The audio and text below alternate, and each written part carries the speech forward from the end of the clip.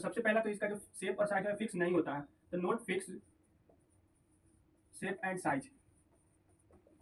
दूसरा प्रॉपर्टी कि इसका जो वॉल्यूम होता है वो फिक्स होता है, ठीक है, तो यानी फिक्स वॉल्यूम होता है इसका,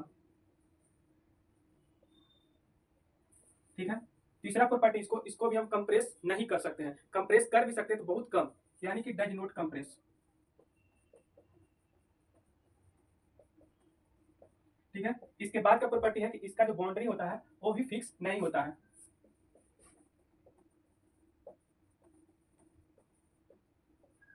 ठीक है। पहला पढ़े कि इसका शेप और साइज फिक्स नहीं होता है, दूसरा इसका वॉल्यूम फिक्स होता है, तीसरा एक कंप्रेस नहीं हो पाता ज्यादा, चौथा इसका बाउंड्री फिक्स नहीं होता है। पांचवा प्रॉपर्टी पढ़ना है कि इंटरमॉलिक्यूलर फोर्स जो होता है,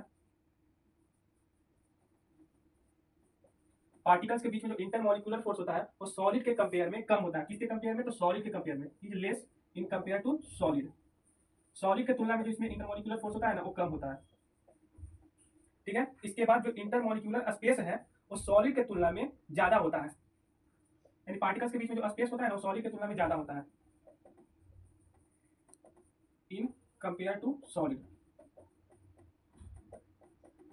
इसके बाद जो इसका पार्टिकल्स है वो फ्लो करता है, यानी कि फ्लो इजिली।